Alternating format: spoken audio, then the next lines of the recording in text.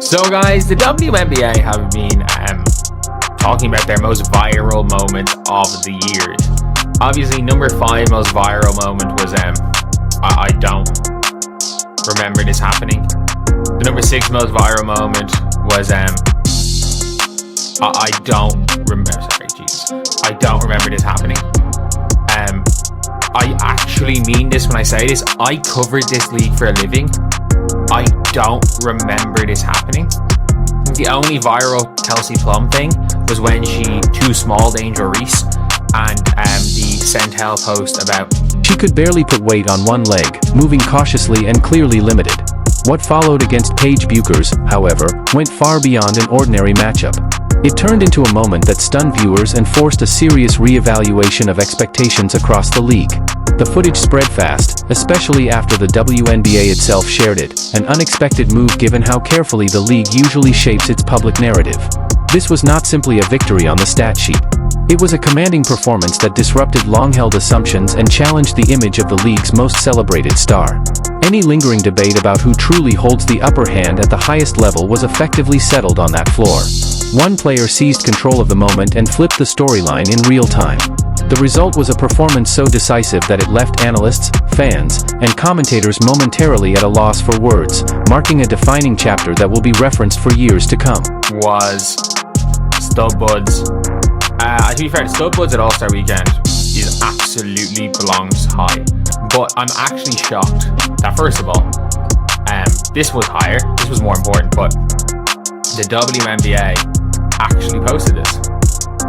When Caitlin Clark and Paige Bueckers matched up, this was an absolute, this was a game where if you wanted to argue that Paige Bueckers was better than Caitlin Clark, you just couldn't anymore.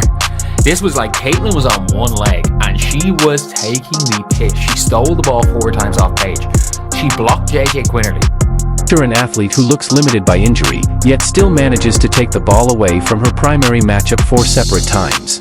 Caitlin Clark wasn't merely competing, she was methodically taking control. Paige Bueckers, widely framed as the equal on the other side, was repeatedly outread and outpaced, her intentions anticipated before they fully formed. This performance went far beyond points on the scoreboard. What unfolded was a clinic in defensive awareness, timing, and mental sharpness. Clark applied pressure with purpose, turning positioning and anticipation into decisive advantages that analysts rarely get to witness in real time.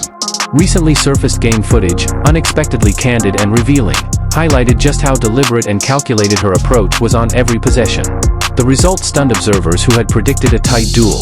Instead, they watched a clear imbalance in command and control. For fans and commentators alike, it reshaped the narrative, replacing expectations of parity with a striking demonstration of basketball intelligence and competitive dominance. Couldn't anymore. This was like Caitlin was on one leg and she was taking the piss. She stole the ball 4 times off Paige. She blocked JJ Quinterly, screamed in her face, grabbed the ball and just looked up and launched a full court pass inch perfect to Sophie Cunningham. In fairness, Paige Bueckers caught her in the air and she went down, looking like she had hurt herself on that one. Caitlin, stats wise, she had 13 assists in 20 something minutes. She played 10 minutes less than Paige, so 13 assists. Paige Bueckers was the absolute, she was, as we would call her at times. The replay tells the story with undeniable clarity. Clark rose up and denied JJ Quinterly at the rim, then turned immediately toward her with a fierce, unmistakable edge that cut through the noise of the arena. Without hesitation, she secured the ball and fired a precise, full-court pass that hit Sophie Cunningham in stride. What unfolded in seconds felt carefully orchestrated, not improvised. This sequence was far more than a highlight for the reel. It signaled authority, confidence, and total awareness of the moment. Every element, defensive timing, emotional fire, and court vision, aligned in a way that left little room for debate about who was in control. Analysts could pause the tape anywhere and still find something remarkable happening. That single exchange became a snapshot of the entire night. Even while clearly not at full strength, Clark dictated the pace, the tone, and the outcome. It left fans and commentators grappling with the same question: how does a player, under visible physical strain, still manage to operate at a level that seems unreachable for everyone else on the floor? Assists in 20 something minutes. She played 10 minutes less than Paige, so 13 assists. Paige Bueckers was the absolute, she was as we called her at times last season. She was the garbage time demon. She was the demon of garbage time last year.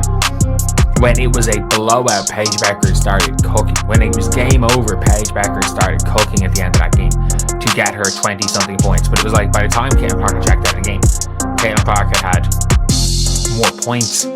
I'm pretty sure it was more points, rebounds, assists, steals, blocks, and less turnovers. Like it was genuinely crazy. It was crazy. Even after an awkward midair collision with Paige Bueckers that made it look like she may have been shaken up, Clark never lost her rhythm. There was no visible drop in control, no hesitation in her decision-making. Instead, she calmly continued to orchestrate the offense, piling up 13 assists in roughly 20 minutes of action, while logging noticeably fewer minutes than her counterpart. This was not a matchup defined by equal roles or shared influence. It became a clear case study in extreme efficiency. Clark compressed impact into limited time, squeezing value out of every touch and every possession. Each pass arrived on time, each read felt deliberate, and each moment carried weight. The contrast was impossible to ignore. With reduced minutes and physical adversity, her imprint on the game still outweighed the opposition. The gap in influence per second on the floor was staggering, underscoring a rare blend of skill, awareness, and competitive urgency. It was the kind of performance that forces analysts to rethink how dominance is measured, not by duration, but by precision and purpose. NBA CC versus Caitlin. Caitlin had Paige and held that game read her like a book. The real rivalry, Paige graded an angel, without the weird underlying animosity between players. I'm just putting it out there. I think Paige is more talented than Angel Reese. I think Angel was better. Angel has been better as a WNBA player. I think Angel as a rookie was better than Paige as a rookie. I think Angel literally dragged the Chicago Sky to multiple wins as a rookie. I think the Vegas win, she literally got 2 putbacks to win that game, even though she was terrible up to that point. The New York Liberty win, Angel willed them to the win. There were a couple of games. In sharp contrast, Paige Bueckers carried a reputation from the previous season that followed her into this matchup, one built around production that often surged only after games had slipped out of reach. The pattern was familiar. Her scoring tended to arrive late, once the pressure had eased and the outcome was no longer in question. This contest unfolded along the same lines. Although the box score eventually credited her with more than 20 points, the timing told the real story. Much of that production came after Caitlin Clark had already stepped off the floor and the competitive tension had dissolved. By that stage, the result was effectively sealed, and the momentum had long since shifted. That distinction matters. It separates surface-level statistics from genuine influence. When the game demanded control, direction, and decision-making, one player dictated events while the other filled in after the fact. The footage makes this contrast unmistakable, drawing a clear line between impact that shapes outcomes and numbers accumulated once the stakes have disappeared. A memorable game. Coming in at number 7, it was a lot higher. To be fair, if it was number 7, show the highlights. Paige is so much better. Paige, what? If you were talking about this game, I just remember how the game was summarized in one photo.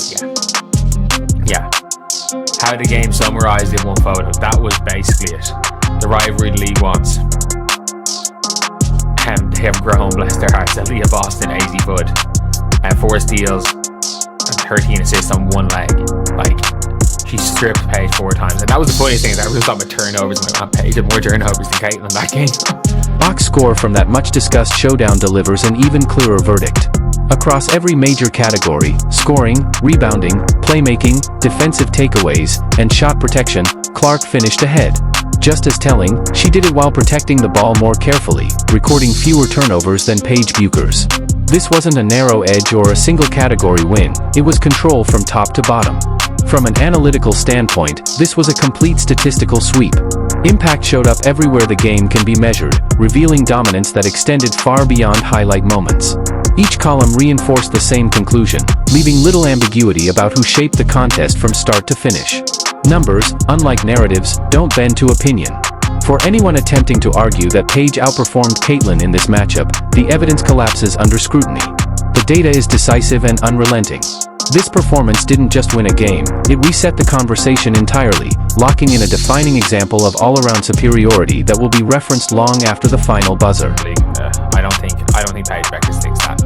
And by the way, one thing I like is that you're starting to see Paige become Paige again, by the way. Like, if you saw this, for lack of a better word, like the swag and freedom that Paige played with in high school, and then that was kind of gone out of her at UConn. That was gone out of her at UConn, and like, I think we're seeing a little bit more Paige. We're seeing a little bit more her being Paige, and Paige is Paige, and Paige fixes the mentality issues that she's had over the last 2 years. I don't mean these in mentality issues. Mentality issues is in like the mentality of, oh, I'm just going to, I just want to fit in and not. What makes the release of this footage even more striking is that it came directly from the WNBA itself. Given the league's broader promotional direction and its frequent spotlight on Paige Bueckers as a central figure, the decision raised eyebrows across the basketball world. It was not the kind of clip many expected to see amplified so openly. The moment felt unavoidable. Clark's performance was so clear, so commanding, that it demanded acknowledgement regardless of marketing preferences or prevailing storylines. The play spoke with a level of authority that left little room for selective framing or quiet omission. Sometimes the evidence on the floor becomes too powerful to sidestep. That choice by the league adds a fascinating layer to the conversation. It suggests that when excellence reaches a certain threshold, it cuts through narrative momentum and compels recognition on its own terms. So it's gonna happen, but I'm still shocked. I'm actually considering what the WNBA have been doing, considering their mentality towards Caitlin Clark as a league, and they're really wanting to push Paige Bueckers to the face, even though Paige Bueckers, nobody watches Paige Bueckers play basketball, and that's just the unfortunate thing, is that, in fairness to Paige Bueckers is an unbelievable social media following.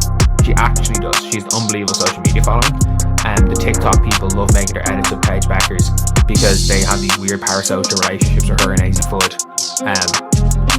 They're like K-pop stans, but they don't actually watch basketball. But anyway, yeah. The game ultimately came to be defined by a single image, one photograph that captured the imbalance of power more clearly than any stat sheet ever could. It spread rapidly, instantly recognizable, and needed no caption to explain what had unfolded. In one frame, it distilled the rivalry, the momentum, and the unmistakable winner of the day. Long after the final buzzer, that image continued to circulate, freezing a moment when control, confidence, and command were unmistakably on one side. What makes that snapshot even more remarkable is the context behind it. Caitlin Clark wasn't hunting points or chasing headlines. She played with restraint, directing traffic, locking in defensively, and prioritizing distribution over personal scoring. That choice elevated the performance beyond excellence into something rarer, complete command.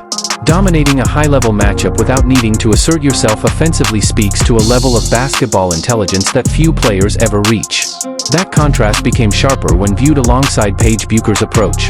At times throughout her career, Paige has appeared caught between fitting into a system and fully imposing her will. It's not a question of talent or effort, but of assertiveness, choosing when to demand the ball and declare ownership of the moment. In this game, that hesitation was visible, especially when measured against Clark's unmistakable authority. Fans who remember Paige's high school years recall a fearless, instinct-driven player who attacked every possession with confidence.